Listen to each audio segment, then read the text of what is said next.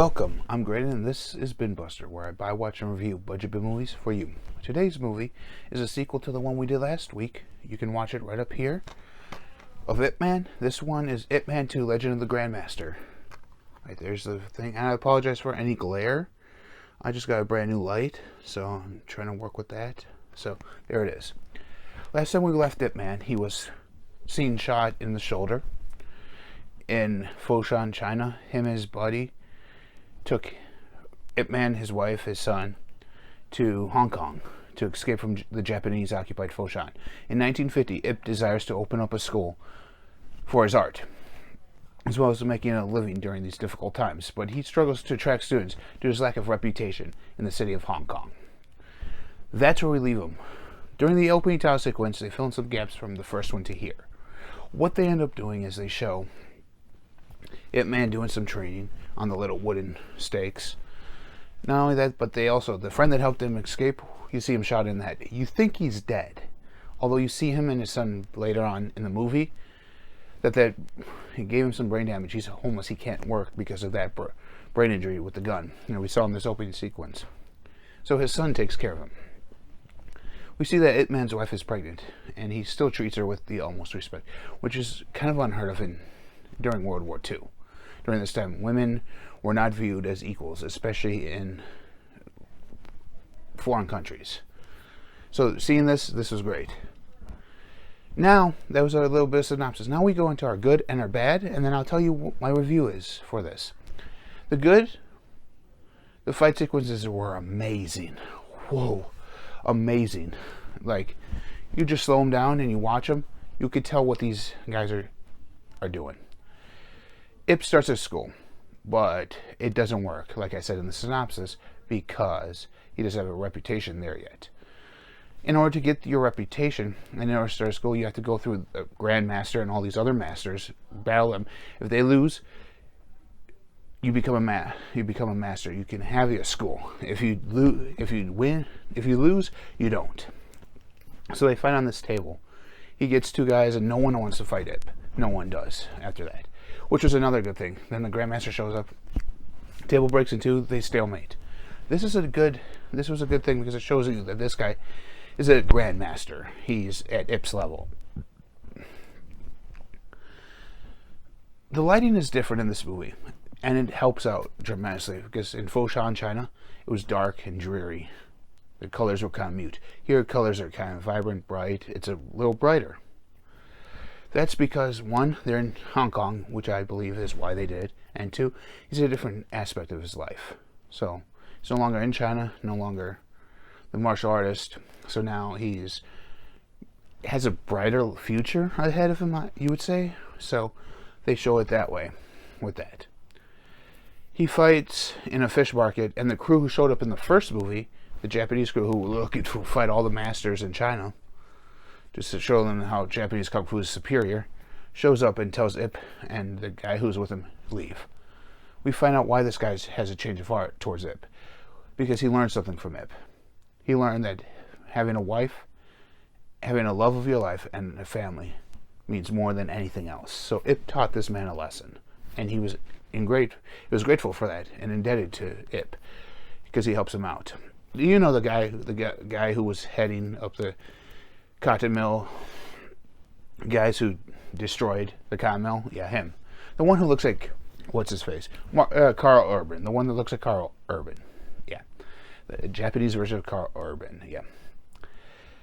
However, Ip sees that the Grandmaster's working on this boxing ring, wondering what's going on. Finds out that this European boxer is making fun of the Chinese boxing, or Chinese Kung Fu as it's called. And a brawl breaks out between all the students of all these martial arts schools and this boxer.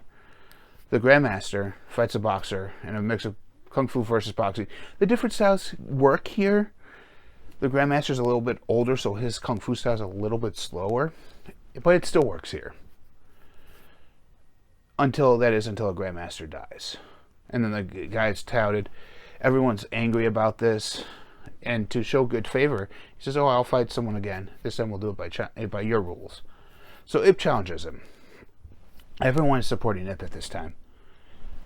He goes down once. He gets knocked down by the boxer called the Twister. And he's knocked down and gets up before the round bell goes off. So he's good. Round 2, the bell rings, and Twister, who barely got any offense on that round, after round 2, because Ip was in full control, cheap shots Ip right after the bell rings. They see this, and right before round 3, the judges are told not to allow Ip to kick, to make it fair. If he does kick, he is disqualified. So the bell rings, he delivers one kick, and then all of a sudden, the ref steps him and goes, "Hey, dude, you do this one more time, I'll have to disqualify you." So it's like, okay, I'm sorry, and he does it. But when the bell rings again, he goes at it, beats him up with those fury punches he does, and the guy's knocked out cold in the middle of the ring. Everyone in China is cheering, and he delivers this speech about how everyone, at their root of everything, how everyone is basically and fundamentally the same, which means no matter your class, we're all the same. The Western fans start appreciating him, and they start clapping and giving him a standing ovation. He goes home, and we see that his wife is there with his older son and his young, newly born son. He names him Ip Chung. Don't know what that name means, but it seems like something that he's going to be a well-respected man with that name. So we think the movie ends there, and then his buddy, who owned the cotton mill, his son shows up and says, "Hey, I made a new friend. You want to meet him?" He goes, "Sure." So he's sitting back. So Ip's sitting back on his chair, and in walks in a young Bruce Lee. He goes, "Oh, I want you to train me. I want to learn your style." And Ip goes, "Why?" Bruce Lee actually seriously says, "So I can beat people up." And then Ip's sitting on his chair. It goes into a picture for him. Then we get a picture sequence like we did in the last movie, where it talks a little bit about Bruce Lee and how he used the martial arts of Wing Chun in his style and brought it to mass all over the world because of his popularity. But now it's time for the bads of this movie. The bads were the subtitles. Albeit they were huge subtitles and they stayed on there a long time, but it was subtitles. The first one was dubbed, which I thought was great. The second one wasn't dubbed. Or at least the version I have of it, right here, wasn't dubbed. I mean, it doesn't say anything about the back of it being dubbed. Yeah, with subtitles. Yeah, with English subtitles. So, it wasn't even dubbed. The only people who spoke English in here were the Brit and anyone associated with him. Subtitles are not usually bad, but if it's not your cup of tea, I wouldn't say watch this movie. But if you like Kung Fu and everything, watch this movie. Because this sequel holds up to the original. It's actually pretty good, despite a slow story too. The story's kind of slow. However, it's a great Kung Fu martial arts movie. So if you like that review, I would give this 4.5 stars. 4.5 stars. Wow. Just like Ip Man 1, 4.5 stars. Could 3 and 4 also get a 4.5 star treatment? I don't know. You need to find out.